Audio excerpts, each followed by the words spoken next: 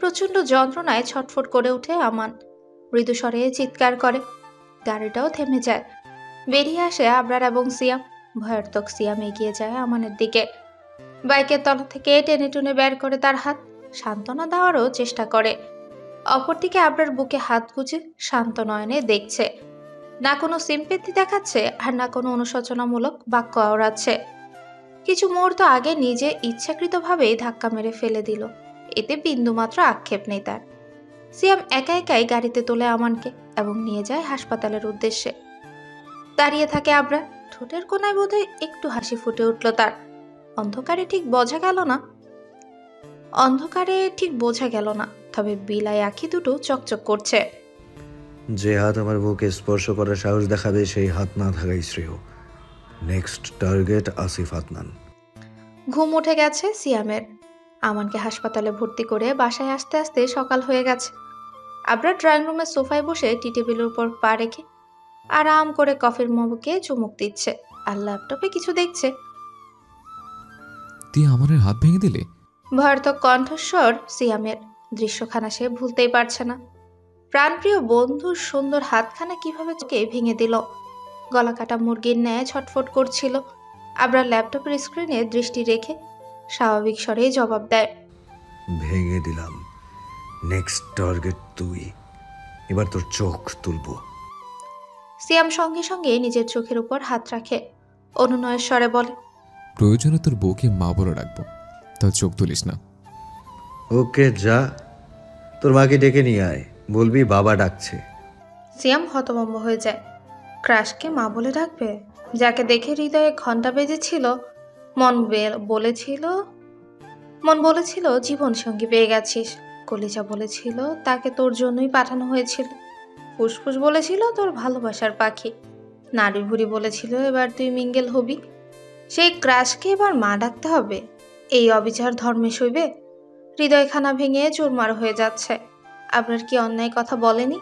অবশ্যই বলেছে। ঘোর অন্যায়মূলক কথা বলেছে। চরম লেভেলের অন্যায় বলেছে। কিন্তু এইটাকে বলবে? গোমরামুখ ভয়ঙ্কর আবরারকে। কার বুকের পাঠা আছে হাবরা তাসনিরের গলায় আঙ্গুল দিয়ে বোঝানোর যে তুই অন্যায়কারী, তুই অপরাধী, তোর ক্ষমা নেই। যে বলতে যাবে তাকেই তো চোখে দৃষ্টি দিয়ে জ্বালিয়ে দিবে বা আমানের মতো মুখখানা ভেঙে দিবে। শুকনো ঢোক গিলে সিয়াম অসহায় দৃষ্টিতে তাকায় আবরারের পানে। কি সুন্দর দেখতে, ঠিক রাজপুত্রের মতো, কিন্তু নির্দয় মনখানা পাষাণ। এই মুহূর্তে নির্দয় পাষাণ পুরুষ ব্যস্ত ভঙ্গিমায় ল্যাপটপের কিবোর্ডে আঙুল চালাচ্ছে। খচখচ শব্দে মুখরিত হচ্ছে গোটা ড্রয়িং রুম। কপালে তার বিশাল 3টে ভাঁজ, যেন ল্যাপটপ তার বইয়ের পানেই তাকিয়ে আছে। সিয়ামের মনে হচ্ছে প্রথম যেদিন তার আবরারের সাথে দেখা হয়েছিল, সুইজারল্যান্ডের গম্ফিয়া নামক এক কোম্পানি চাকরি করত সিয়াম। একা মানুষ, বাড়ি ফেরার তাড়া নেই। অফিস টাইম শেষ হওয়ার পরে কানে হেডফোন গুঁজেই নিস্তব্ধ রাস্তার এক পাশ দিয়ে হাঁটছিল এবং গুনগুন করে গান গাইছিল। হঠাৎ করে একটা গাড়ি এসে পেছন থেকে সজোরে ধাক্কা মারে সিয়ামকে। ছিটকে পড়ে গাছের সাথে বাড়ি খেয়েছিল সে। প্রথম মাসের বেতন দিয়ে কেনা ওপ্পো ফোনখানা ভেঙে গুড়িয়ে গেছিল। কপাল ফেটে হাত পা ভেঙে আধমরা হয়ে পড়েছিল। গাড়িটা মূলত আবরারেরই ছিল। সে গাড়ি থেকে নেমে সিয়ামের কাছে আসে, কপাল কুঁচকে ভালোভাবে পর্যবেক্ষণ করে এবং বেহাল দশা দেখে কানে যেন কল করে। ইংরেজিতে কিছু একটা বলেছিল। তারপর অর্ধমৃত শ্রিয়ামকে একা ফেলে দিয়ে গাড়ি নিয়ে শো করে চলে গেছিল। মিনিট 10 পরে দুজন লোক এসে তাকে হাসপাতালে ভর্তি করায়। পুরনো কথা মনে করেই একটা দীর্ঘশ্বাস ফেলে সিয়াম। হুট করে মনে মনে রাগ চেপে বসে গমগমে স্বরে বলে ওঠে, তুই সত্যি মা ডাকতে বলবি? মায়া দয়া নেই শরীরে? তুই শালা মানুষই না, হারামি। তোর সাথে থাকতে আমার ভয় করছে। কিভাবে পারলি আমাদের হাত ভাঙতে? হাত থেমে যায় আরের। ভ্রু কুচকে তাকায় সিয়ামের পানে। মুহূর্তেই সিয়াম চুপসে যায়। কথাগুলো গলায় আটকে যায়। উচ্চস্বরে নিচু হয়ে আসে। আমতা আমতা করে বলে, ও ওই মাকে আমার বোনের নজরে দেখতো। আরাব বিরক্তিকর নিঃশ্বাস ফেলে। গলায় ঝোলানো হেডফোনটা কানে সেট করে নেয়। অতঃপর আবারও কাজে মনোযোগ দেয়। সিয়ামের বকবক শোনার ইন্টারেস্ট নেই তার। অসহায় সিয়াম গালে হাত দিয়ে তাকিয়ে থাকে আবরারের পানে। এই মুহূর্তে আদ্রিতার মতো তারও একখানা কবিতা মাথায় এসেছে। দেখতে মানুষ, কিন্তু স্বভাব বাঘের মতো। তাকে দেখে মুতে দেয় মাইয়া পোলা কত শত। ভালোবাসে কাছে সে, খায় বারবার ডাব্বা। সে আর কেউ নয়, আবরার বাবা। কবিতাখানা বিড়বিড় করে আওড়াইছিলাম। আজ বিন্দু পরিমাণ সাহস থাকলে উচ্চস্বরে বুক ফুলিয়ে কবিতা বলতো। আফসোস সাহস নেই। সিয়াম হতাশার নিঃশ্বাস ফেলে চলে যায় কিচেনে। ভীষণ খিদে পেয়েছে। এই মুহূর্তে খাবার প্রয়োজন। আতিয়া বেগম অনেক কিছুই রান্না করে রেখে গেছে। সিয়াম সব একাই সাবার করে ফেলবে আজকে। আহা কি শান্তি। আতিয়া বেগম মোহনার ফোনখানা দিয়ে গেছে অদ্রিতাকে। এই বাড়িতে একটাই টিভি আছে, সেটা ড্রয়িং রুমে। একা একা সময় কাটবে না, তাই ফোনটা দিয়ে যাওয়া। অদ্রিতার খুশি আর দেখে কে। কক্ষের দরজা আটকে সে অনেকক্ষণ কথা বলেছে আসিফ আদনানের সাথে। কালকেই সে সুইজারল্যান্ড আসছে, তারপর অদ্রিতাকে নিয়ে ঘুরবে গোটা শহর, অনেক কিছু দেখাবে। অতঃপর বাংলাদেশে পা রেখে অদ্রিতার মায়ের কাছে বিয়ের প্রপোজাল দেবে। রাজি হলে না হলে দুজন মিলে পালাবে, এমনটাই সলা পরামর্শ করেছে। আসিফ কল কাটতে অদ্রিতার ভয় করতে শুরু করে। বিশাল এই বাড়িখানায় একা একা থাকা যায়? অদ্রিতার মতো পুঁটি মাছ থাকতে পারবে? এটা সম্ভব? কখনো না। কখন জানি ভূত এসে গিলে খেয়ে ফেলে। তার উপর অদ্রিতার কক্ষের পেছনে রয়েছে বিশাল পাহাড়। সে পাহাড় থেকে যদি কিছু একটা চলে আসে। একা কক্ষে বড্ড ভয় করছে তার। অ্যানি শান্তিতে ঘুমোচ্ছে কম্বল মুড়ি দিয়ে। ভয়ার্থক অদ্রিতা অ্যানিকে কোলে তুলে নেয়। ব্যালকনির দিকে এক পলক তাকিয়ে শুকনো ঢোক গেলে। আশ্চর্য, আসিফের সাথে যখন কথা বলছিল তখন কোনো ভয় করলো না, আর এখনই বা কেন করছে? ভয়েরও কোনো কাণ্ডজ্ঞান নেই নাকি? ধুর, বিরক্ত। আদিতা ফোন এবং অ্যানিকে নিয়ে কক্ষ ত্যাগ করে। ড্রয়িং রুমে আলো জ্বলছে, দিনের মতোই চকচকে। সোফাখানাও বেশ চওড়া। আদ্রিতা অ্যানিকে বুকের মধ্যে জাপটে জড়িয়ে ধরে সোফায় গা এলিয়ে দিল। কুশন বালিশ হিসেবে মাথায় দেয়। বাহ, এখন আর ভয় করছে না, শান্তিতে ঘুমোতে পারবে। মৃদু হাসে আদ্রিতা, বিড়বিড় করে বলে, আসিফ আদনান স্বপ্নে এসে আমার চুমু খেয়ে যান। শক্ত চুমু, যে চুমুতে আমি কুপকাত হয়ে যাব। ভোর হওয়ার আগে আবরারের ঘুম ছুটে যায়। এটা স্বভাবে বরাবরেরই, আজকেও তার ব্যতিক্রম নয়। ল্যাম্পপোস্টের পাশে হ্যালো কিটির মাথা ওয়াল ঘড়িখানা টিকটিক করে বেজে চলেছে। জানান দিচ্ছে, আবরার তাসনিন উঠে পড়ো, তোমার শরীরচর্চার সময় হয়ে গেছে। চোখ বন্ধ করেই সাদা কম্বলের তলা থেকে হাত বের করে আর ঘড়ির মাথায় থাকা বাটন চেপে সেটা বন্ধ করে দেয়। অতঃপর চোখ খুলে আড়মোড়া ভেঙে উঠে বসে। ব্যালকনির পর্দা সরানো, স্পষ্ট দেখা যাচ্ছে বাইরে বেশ কুয়াশা পড়েছে। বাহাতে চোখ ডলে নেয় আবরার। এলোমেলো চুলে হাত বুলিয়ে কোমর হতে কম্বল সরায়। দৃশ্যমান হয় গোটা শরীর। টু কোয়ার্টার প্যান্ট ছাড়া আর কিছুই নেই। মার্বেল ফ্লোরে পা রেখে জুতো খুঁজে নেয়, পেয়েও যায় মুহূর্তে। জুতো পরে বিছানা ছাড়ে। প্রথমেই কম্বল ভাঁজ করে কাবাডে রাখে। বিছানা চাদর টান টান করে বালিশ সাজিয়ে কক্ষ হতে বেরিয়ে যায়। এক কাপ কফি ছাড়া সকাল শুরু হয় না। সে সিঁড়িতে পা রাখতে আবরারের চোখ আটকায় সোফায় ঘুমিয়ে থাকা আদ্রিতার পানে। লম্বা চুলগুলো ফ্লোরে ছড়িয়ে আছে। সাদা রঙের টপসখানা উপরে উঠে গেছে। স্কার্টের অবস্থা শোচনীয়, হাঁটির উপরেই চলে এসেছে। ওনা ফ্লোরে গড়াগড়ি খাচ্ছে। অ্যানি ওনার মধ্যেই ঘুমিয়ে আছে। বিরক্তিকর নিঃশ্বাস ফেলে আবরার। ঘাড় বাঁকিয়ে তাকায় সিয়ামের কক্ষ পানে। যে কোনো মুহূর্তে বেরিয়ে আসবে এই ইডিয়েটটা। দাড়ি ভর্তি গালে হাত বুলিয়ে এগিয়ে আসে আবরার। আদ্রিতার উদরে অবস্থিত মধ্যবিন্দুর মানে নজর পড়তেই পুরুষালীর চিত্ত লাফিয়ে ওঠে। কাটা দিয়ে ওঠে শরীরে। কঠিন কিছু গালি আওড়ায় নজর ফিরিয়ে নেওয়ার চেষ্টা করে, কিন্তু বেহায়া চোখ দুটো সরতেই নারাজ। অগত্যা বসে পড়ে ফ্লোরে। নজর পড়ে ফোনের পানে। সেটা হাতে তুলে কল করে সিয়ামের নাম্বারে। বেশ সময় লাগে রিসিভ হতে। হ্যালো বলার আগে আবরার বলে ওঠে, 10টার আগে রুম থেকে বের হবি না। স্যামকে কিছু বলার সুযোগ না দিয়ে কলটা কেটে দেয়। পরপরই ফোনখানা অযত্নে ফেলে রাখে অন্য সোফায়। আবরার তাসনিনের ব্যক্তিত্ব কঠিন। 33 বছরের জীবনে কখনোই নারীর সঙ্গ অনুভব করেনি, কখনোই কোনো নারীকে ছুঁয়ে দেখেনি। নারীতে যেন তার অ্যালার্জি। সুইজারল্যান্ডে আসার পরপরই একটা ঘটনার সম্মুখীন হয়েছিল আবরার। জুরিক নদীর পাশেই বাসা নিয়েছিল।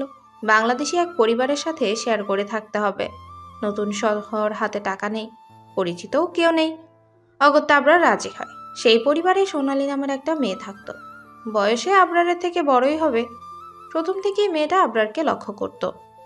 একদিন প্রচণ্ড বৃষ্টি হচ্ছিল, অফিস যেতে পারেনি আবরার। নিজ কক্ষে বসেছিল, কফি পান করছে। দরজাটা লক করতে ভুলে গিয়েছিল।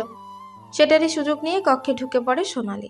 আবরারকে শিডিউল করার জন্য পরনের কামিজ খুলে ফেলেছিল মুহূর্তে।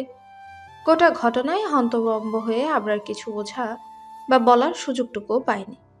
কফির মগ পড়ে যায় হাত ফসকে। শুকনো ঢোক গিলে নজর ফিরিয়ে নেয় সোনালির থেকে। শুকনো ঢোক গিলে গম্ভীর স্বরে বলেছিল, আপনি এখানে কেন?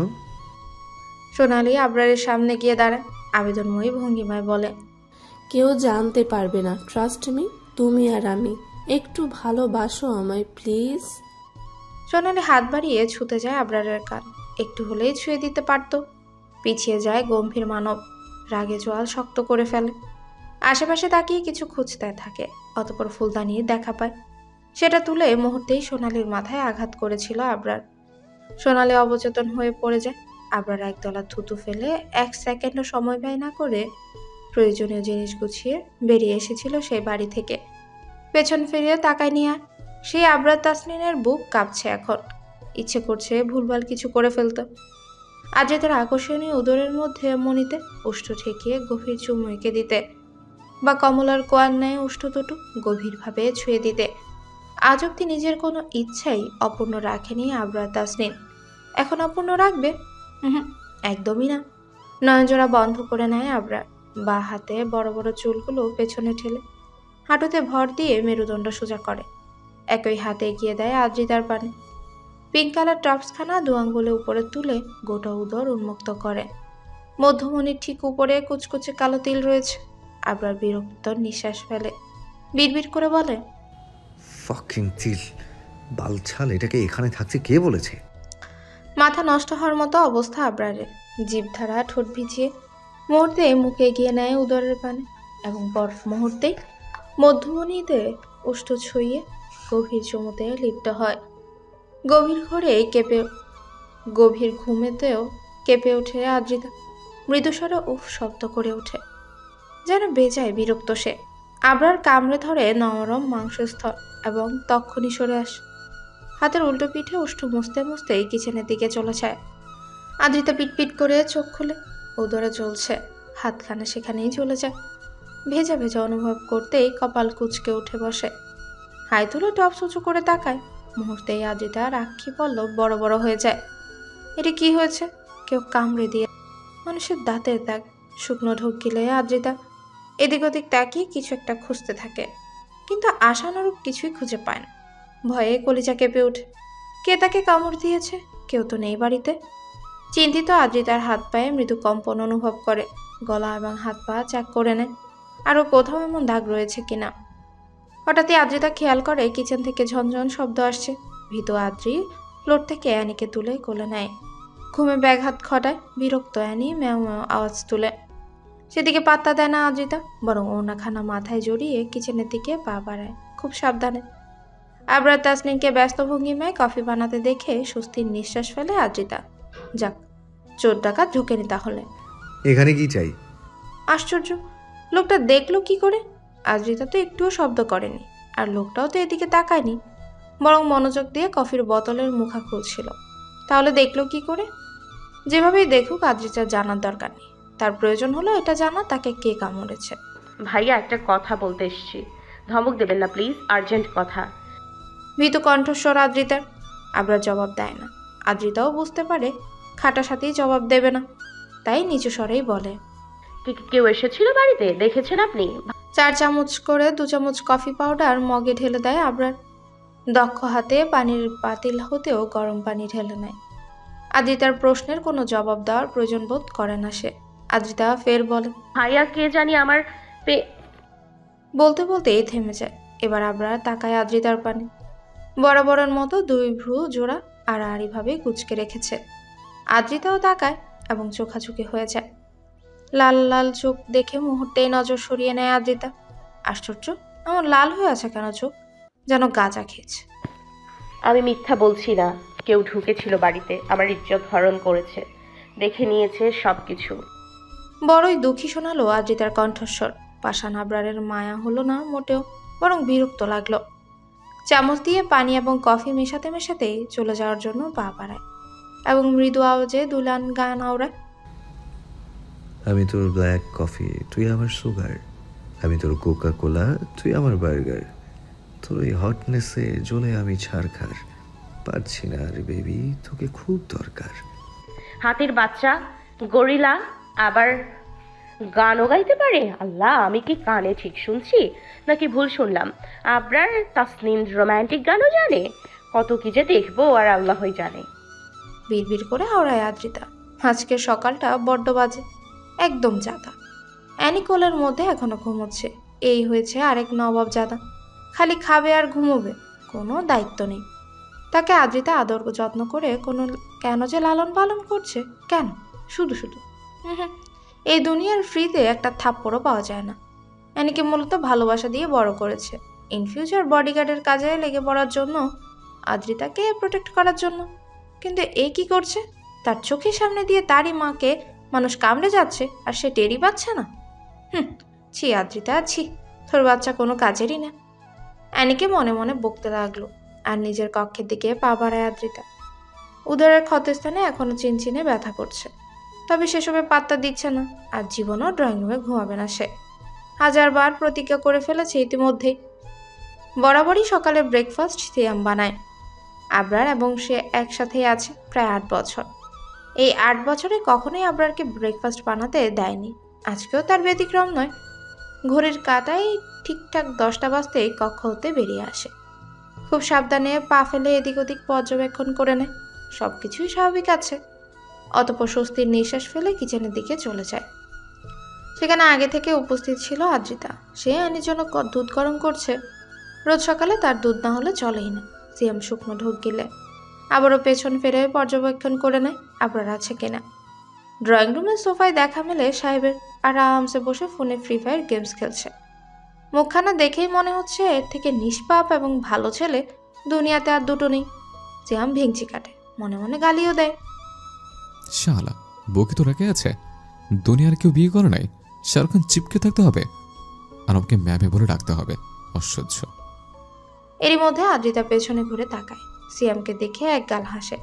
প্রতি উত্তরে সিয়ামও হাসে। সিয়াম ভাই, জানেন কি হয়েছে? আমান ভাই অ্যাক্সিডেন্ট করেছে, তার হাত ভেঙে গেছে। সিয়াম এগিয়ে আসে, সেলফ থেকে ময়দার ডিব্বা বের করতে করতে আশ্চর্য ভঙ্গিমায় বলে, কি বলছো? কবে ঘটেছে এই ঘটনা? আর তুমি জানলে কি করে? আদ্রিতা মলিন স্বরে জবাব দেয়, মা কল করেছিল, বলল আমায়, এটাও বলল উনি যাচ্ছে হসপিটালে আমান ভাইকে দেখতে। সিয়াম ঠোঁট গোল করে ওহ শব্দটা আওড়ায় এবং আর চোখে ড্রয়িং রুমের সোফার পানে তাকায়। কিন্তু আশ্চর্যজনক বিষয় হচ্ছে সেখানে আবরার নেই। যা, শালা কোথায় গেল? চিন্তিত সিয়াম কপাল কুঁচকে গোটা ড্রয়িং রুম পর্যবেক্ষণ করে।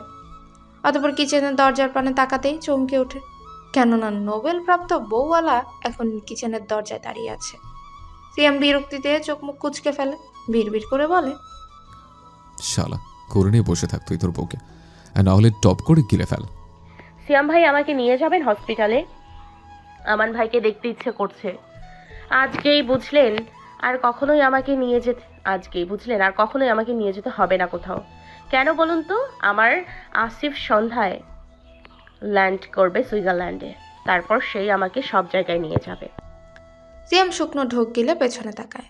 আবরারের গম্ভীর মুখশ্রী দেখে মুহূর্তেই কাঁদো কাঁদো স্বরে বলে, কিচ্ছু করিনি আমি, মা উস্কাচ্ছে, আমি ভালো ছেলে, বিশ্বাস কর।